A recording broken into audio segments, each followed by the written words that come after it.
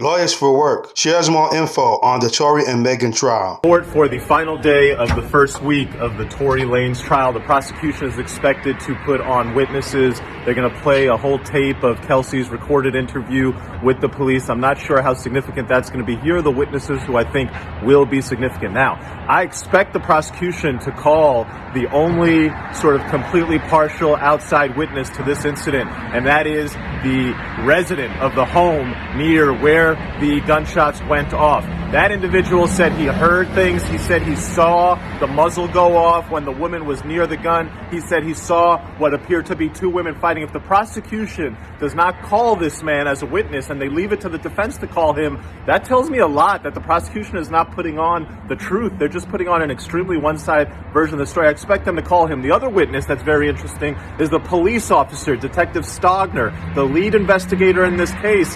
The prosecution is not calling him to testify because they're saying that he's on administrative leave. The defense is saying, wait a second, he's not on administrative leave. First you told me he's getting terminated. Now you're telling me he's on administrative leave. The defense is obviously building the case that this was a shoddy investigation, that we need to know about why this guy's not available, not testifying, why he was either fired or on administrative leave. Who is this guy and what did he do in this case? But let me tell you who I think the most important witness is. Where is Quan?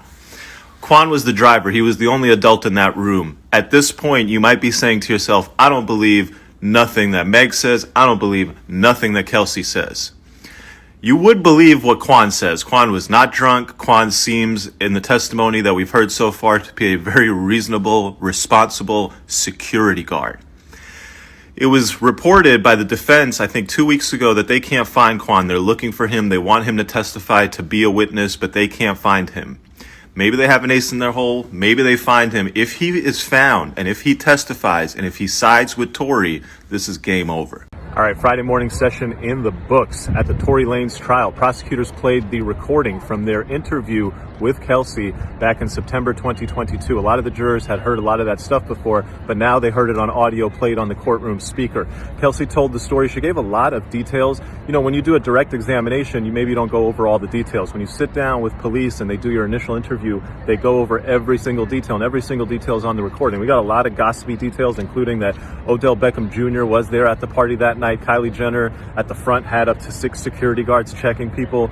A lot more. You can go my IG subscriptions. I give you all the gossip details. Let's get to the key part of the recording, and that's where Kelsey implicates Tory in the shooting and also makes statements about Tory putting out the idea that Kelsey denies taking any money, but she did acknowledge during the recorded testimony that statements were made to her that she could be paid. This was way back in 2020. As to the shooting, Kelsey said what prosecutors told the jury that she had told them before, which is that Tory was the shooter. They both got out of the car. Tory hopped into the front seat. He pulled a gun. He shot Megan.